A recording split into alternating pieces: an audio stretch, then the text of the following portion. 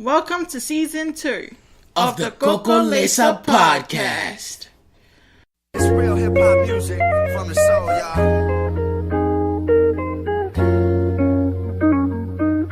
From the soul. It always start with loving, don't it? That we always end up fighting, but we could fall off long as we get back to riding, homie. You the only one I see. Okay, so yeah, going back in, what's going on? Welcome back, everybody. Welcome back. Welcome back. You are so funny, though. I love this right now. This is hilarious. Before we start, a couple things. First, thank you. We want to say a big, major thank you to everybody because our numbers are through the roof right now. Started the second season and first season, so we are really blown away, and we are insanely appreciative. She's got a mouthful of apple right now. Yeah, my daughter's feeding me apple. I'm sorry. But thank you everyone for listening in. Like, this week has been crazy. The numbers have been really good. Maybe even more so than our first season. We're doing way better than the first season, and it's actually building into people going back and listening to the first season. I also just want to shout out my cousin. He has a podcast. If you guys want to go over and listen to it, he's on Spotify. It's Galepe Podcast. His format is a little different to ours. His is more conversational about like a lot of topics, but it's the Galepe Podcast. It's a really good listen. 2 episodes in, so you guys should go check it out. Check them out. Because it's not just about holding the attention; it's about spreading it throughout the community. Because we have a lot of different voices and a lot of different things to touch on and views and opinions. And so I think it's dope that there's more of us getting out there and doing it. The second thing that I want to say when we start off is this episode is not us judging or looking down on anyone or trying to be in high and mighty, because we still have a long way to go ourselves when it comes to it. And what we're talking about this week is health and how it affects us as a people in our community in a lot of different ways.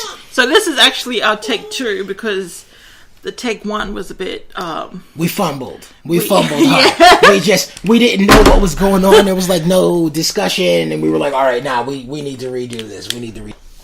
So initially I thought my husband Teddy wanted to do this episode because just the theme of the past week has been a lot of his family have been in and out of hospital. My parents' generation. Yeah, they're just a little bit unwell. And I guess that would totally make sense, but I wasn't thinking about that at all. I had no concern. I just wanted to give us more time to do our celebration and positivity episode, and I thought this was a really good topic to come at. Yeah. Partially because even our transition, a lot of good health is exercise, but even more of it is eating right. And that's something that we really have a challenge with as a people and as a community. And I'll take time to take the piss. There's something that I touched on a little bit when both pregnancies, both babies, something that made me super angry and that was super funny is people talk about how small the girls are when they're born. And the reason that's so funny to me, she was 7.5 pounds, nearly 8 pounds, and I'm like, that's a healthy weight. They were healthy, normal size. The reason it's so funny to me is because we all know so many people that have 10-pound babies. Yeah, my cousins had 10-pound babies. And we treat that like that's the norm, and that's okay for us because part of it is genetic. But the thing that we don't discuss is the reason for the 10-pound babies is because a lot of people are eating KFC and macros and all of that shit through their entire pregnancy. So yeah, you're having 10-pound babies, but you're having high cholesterol babies. That's not the shit that anybody's talking about because food is not a conversation that we really have from a health point. Yeah, and I think from a young age, I think a lot of it has to do with growing up poor. Yeah. I know from my experience, my family, we weren't eating healthy when we were young because healthy shit is expensive. It is. So, and I think that's a big part of the conversation, and that's the place that my mind automatically, I think sometimes about the way that you're going to come at the topic, and that's such a big part of it. And there's something that I've said, right? I tell this to people all the time, but being healthy and good health is not for poor people. It really isn't. It wasn't made. This is statistically. No, systemic. It's systemic. That's the word I was trying to say. It's not made for poor people. No. They talk about in America a lot food deserts, right? And a food desert is a area or a living community where you don't have any supermarkets, any gardens, any access to fresh foods and fruits and things like that. And even though it's such a big conversation in America, that's so much of Auckland. Yeah. Look at your aunt. Like, we lived in Manukau, and she had to drive all the way over from where she lived to go to our Pack and Save because it was the nearest one to her. Yeah. So people really do live in food deserts. Like, if you're poor, a lot of times you don't even have access to get fresh fruits and foods.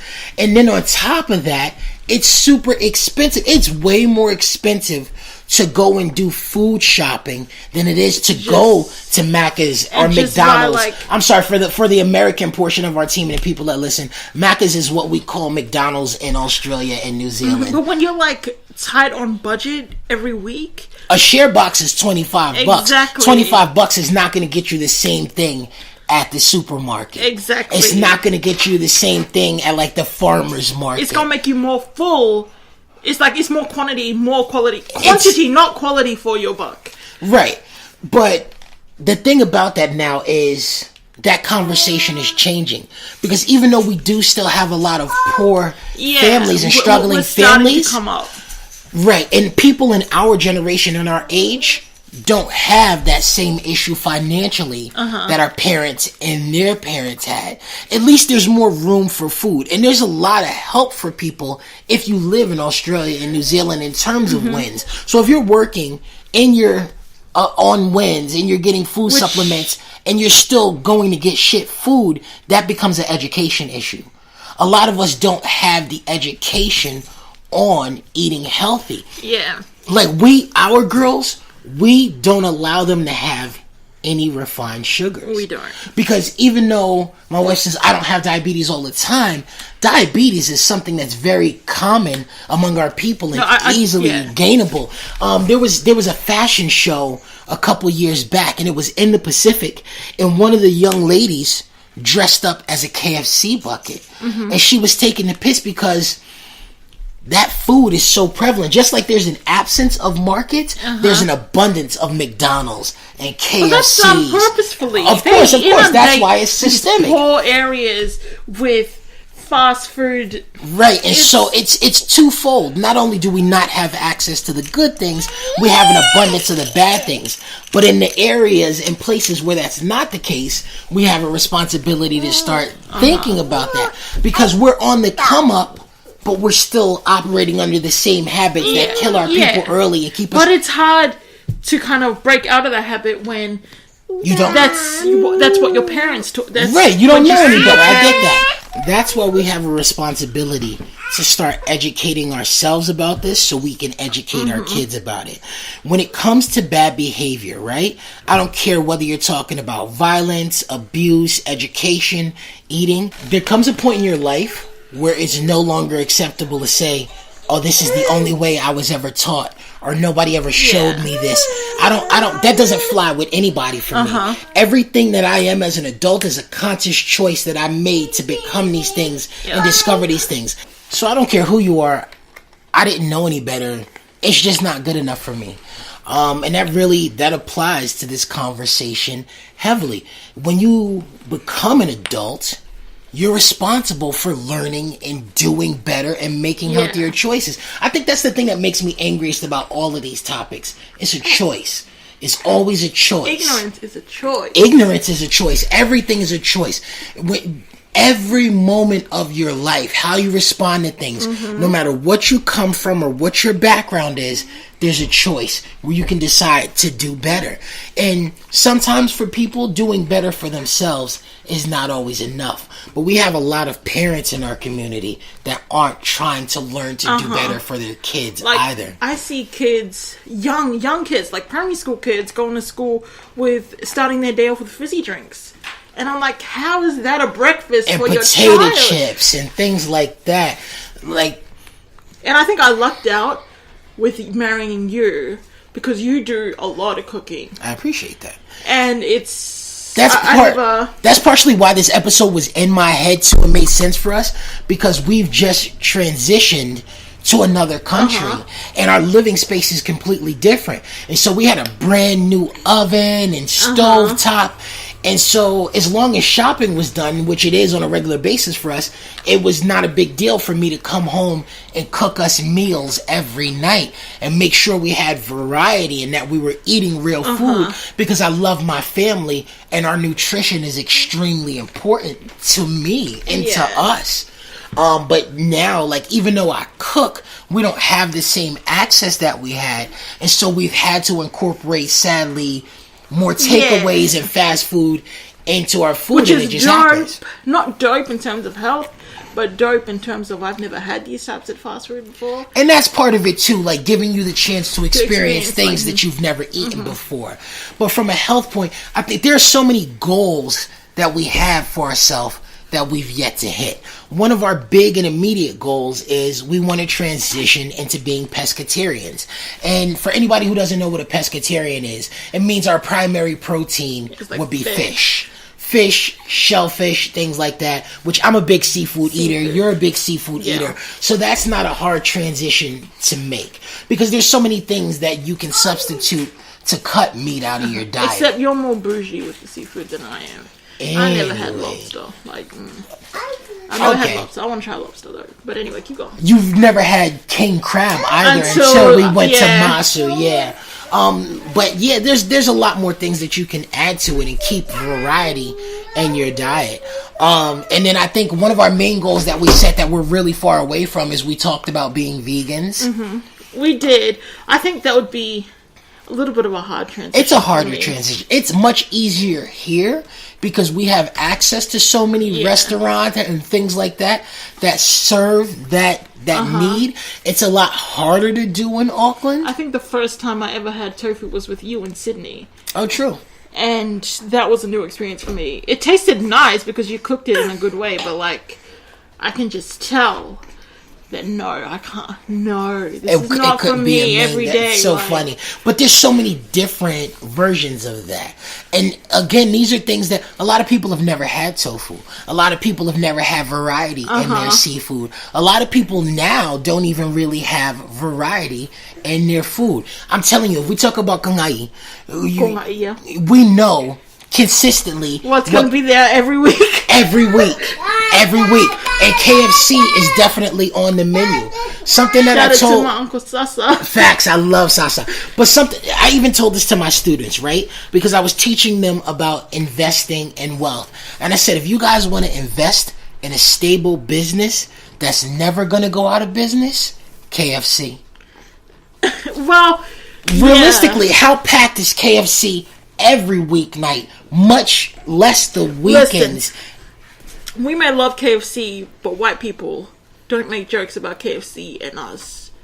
That's just... Because I saw this chick on Twitter, she was like saying that she was at a work function and there was KFC there. And she's like the only islander in her work group. And one of the white guys was like, oh, here's your food. Here's your and pointed at the KFC bucket. And she didn't know. That's super disrespectful. And she's like, yeah, I like KFC, but like, that's kind of racist. That's super racist. But for him, that was... Yeah, you got something to say now? That's super racist. And it's messed up because in the States, that's what they associate black people with in chicken. Like, we watched that whole episode of Ugly Delicious where they explored, and he didn't even understand how much racism is tied towards black people in chicken.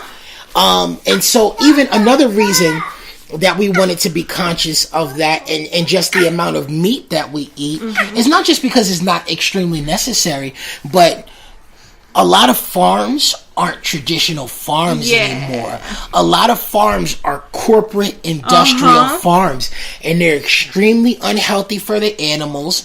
They're pumped full of all of these chemicals to make them bigger. I think that's something that we want to transition into, not those farms, those production having farms. our own farm that's Yeah, like a but healthy, like- organic, growing our own vegetables. sustainable. That's always, I love to farm. I love to garden. Like, those things are super high on not just my hobby list, but I really take a love of them. I think in the beginning of our relationship, that was something that I pushed and talked a lot, Yeah. and I really like wanted to teach And you about. I eventually still want to have the Earthship. And Of course, agriculture, herbships, green living. And so a lot of this stuff sounds really hippie-ish, but these are things that we need to be focusing on and learning about. you know what's funny is that before like Western influences on Pacific Islander nations, we were More- very yeah. sustainable. We knew how to. Right, and the size was natural. Yeah. Not just, it's so funny because I remember we were on YouTube one day, and this was in our old apartment, and I found this video, and it was the fattest island in the Pacific. And before the video played, you were praying, you were like, please don't let it be Samoa. Yeah, please don't let it be Samoa. And it was so funny. And it wasn't Samoa. It was like, another island. it was like a Micronesian island. And what happened was they found deposits on the island and became super rich. And when they got the money, one of the first things that they bought was fast food franchises. And they had a really small population, but fast food became the main Yeah. staple, and it turned them into the fattest island in the Pacific. That's like Samoa. We get a lot of not leftover, but like the shitty meats on the shitty fats from animals, like the not wanted parts that New Zealand won't eat. Those get shipped over to Samoa. So we're eating. That's you just described soul food in and of itself, and Jay-Z just talked about this in his most recent part. So much of soul food in black culture is all of the leftovers from the animals from slavery that nobody else wanted to eat and that the master didn't want to eat, and it became staples of food in black culture. And now white people trying to gentrify that shit. Like, And as black culture spreads, those things spread to other cultures as well. So, yeah, no, that's a big part of it. Things like that. Like so much of Philippines, if you look at the Philippines, let's be fair, 85% of their food is fried. yeah. It's all fried. It's easier. It's more convenient.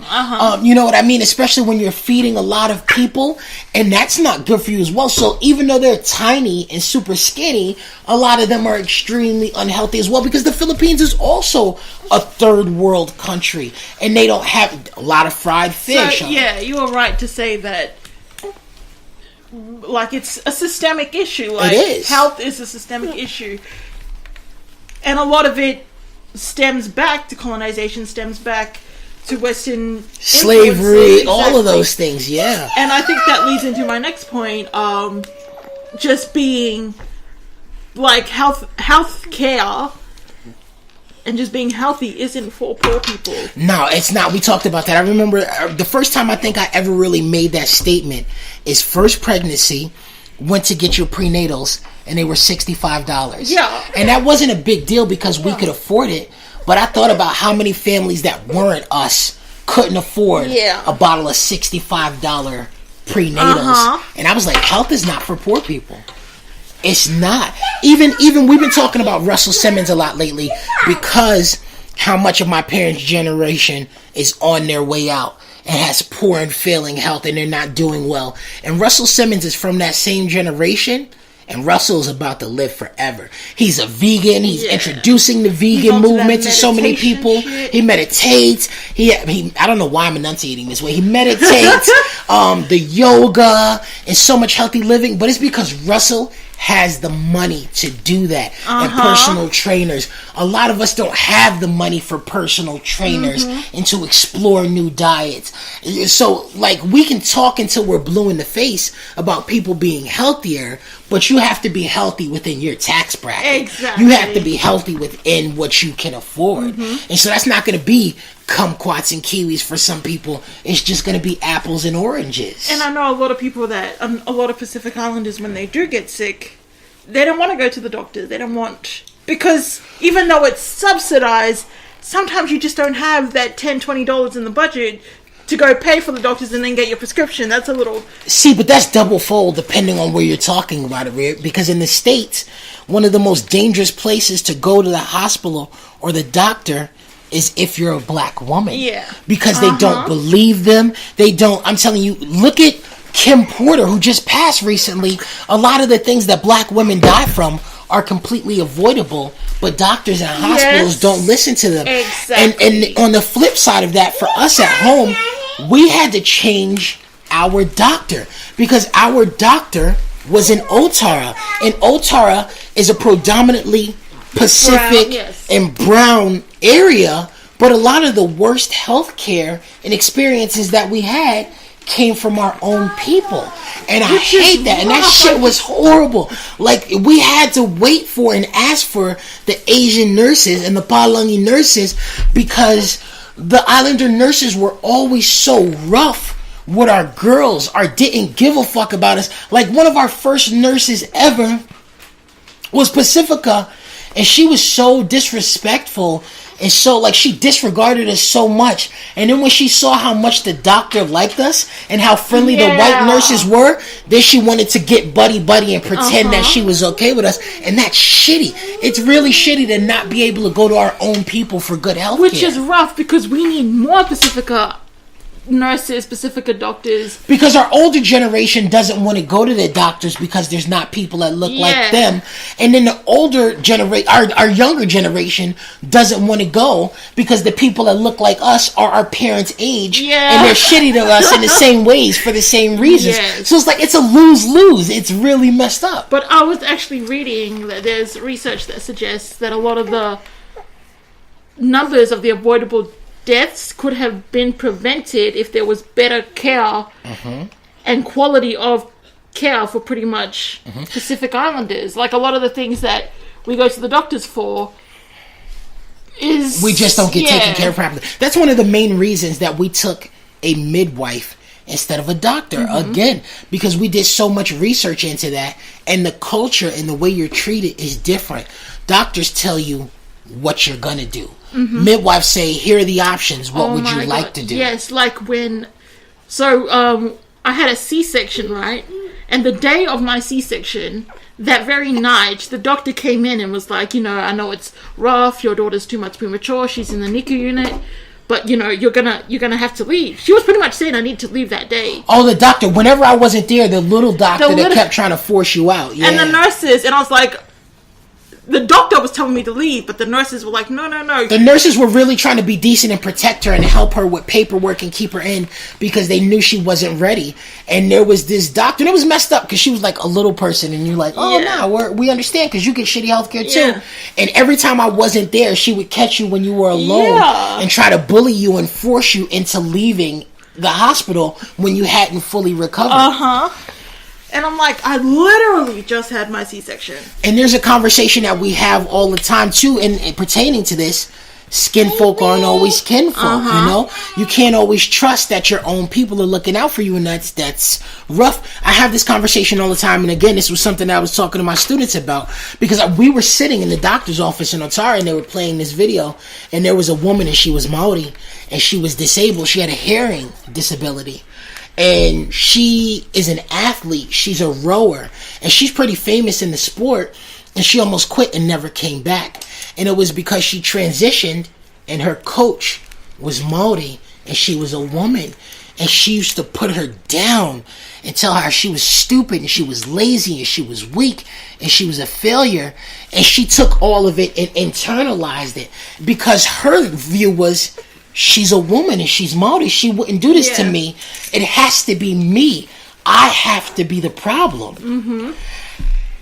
And it almost really broke her and stopped her from competing. And it took love from other people in her life to help her overcome all of that damage that was done to her.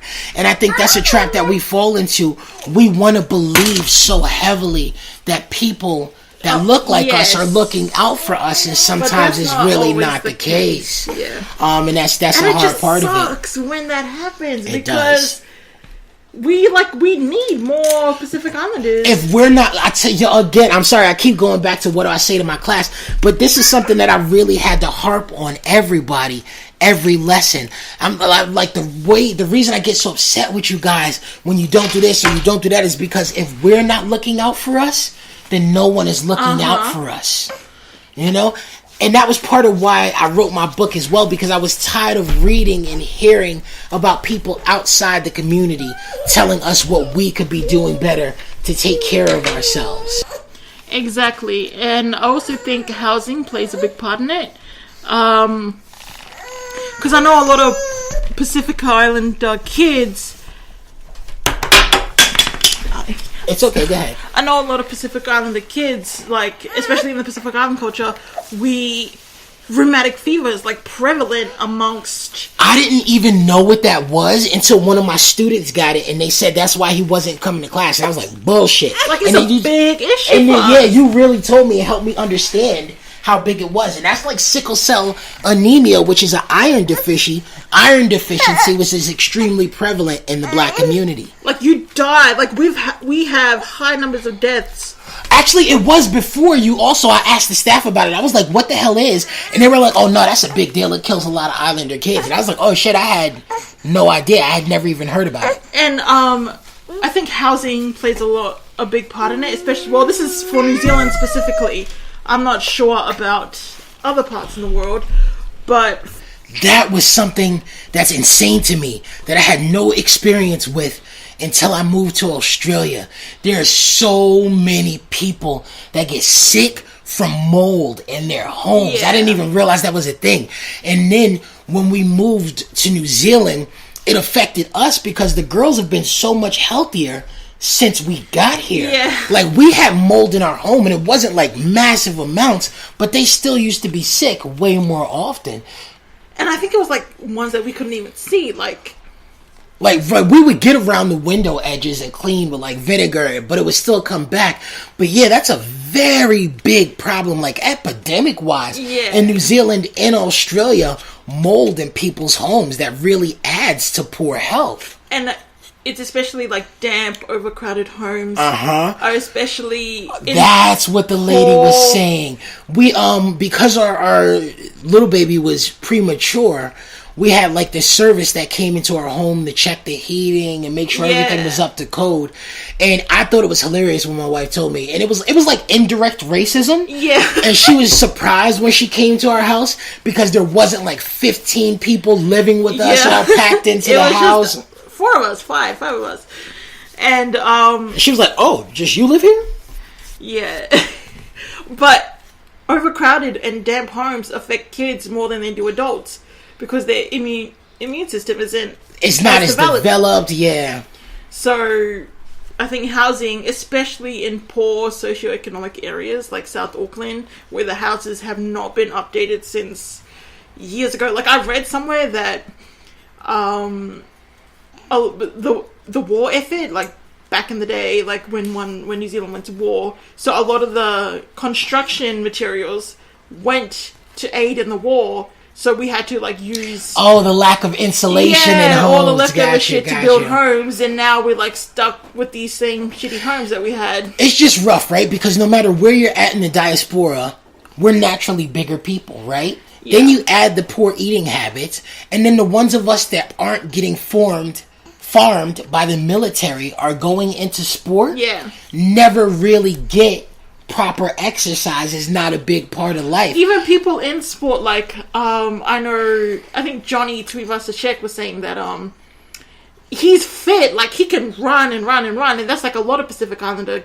They're fit, but it just nutritional wise, if they got that right, they could be so much more and better at so many different things. We were athletically capable. It's just but when you pile on not being fit and having poor nutrition, it's rough. The odds are just stacked, and it's a lot that we have to work on as a people. And again, the biggest, earliest portions of how we really do better for ourselves is just learning to understand and be educated about good nutrition and eating healthy and exercise.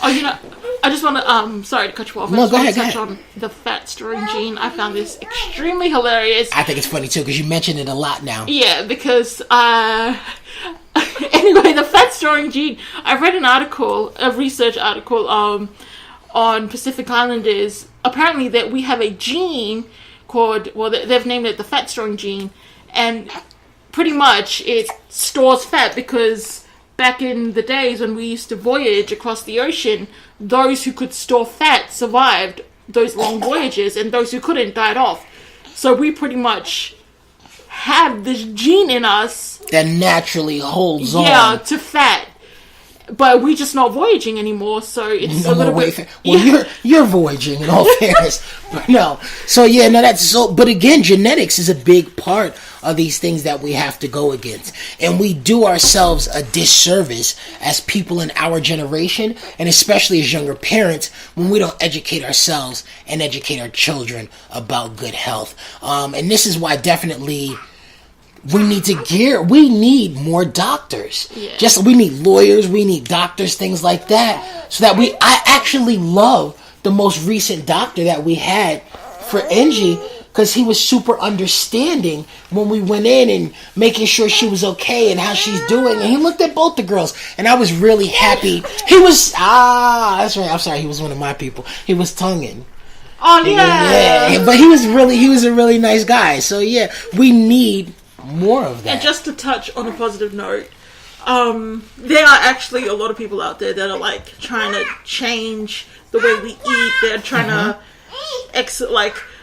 I know this guy on Instagram. He's pretty Instagram famous now. I can't remember his name, Christian or something like that. He's like a personal trainer. So he looked at his parents and they were like diabetes. Oh, I remember, and he helped them lose amazing And he's amounts like, of you weight. know what, I want to see you guys in the next 20, 30 years. I want you to see my around, kids. yeah. So he started this trend, essentially. I think something that we need more of, especially in Auckland, because we have the space in other places. I think community gardens are a big help too, and play a ton of difference, because they teach young kids about farming and gardening very early, and they're a source of food for people that don't really have that, or have the access to it, or can't always afford it. You know what I loved was that Shoto's Montessori did that. They did vegetable planting. In the garden, but yeah. that was like in white areas, like Fair. so it's not really. Because something we need to work on too, at least for me personally, is when you want your kids to get a good education, send them to white schools. No, I know. Listen, that sounds horrible and it's super rough, but I think that's an issue for us that we need to talk about. Yeah, we can touch on that in another Boom, episode. education. But yeah, I think that's pretty much it for this week, guys. Thank you again for the huge response, for everybody listening in, and just, really for being a part of this with us. Again, we want to know what you think, how you feel, what your views and opinions are. If you want to share those with us, on Twitter, on IG, please hashtag Coco Alesa and let us know what you're thinking. Spell it right. Don't do it like I did it. Yeah. Because I was using the wrong hashtag. So, thank you for being back with us, family. And we look forward to talking to you guys soon.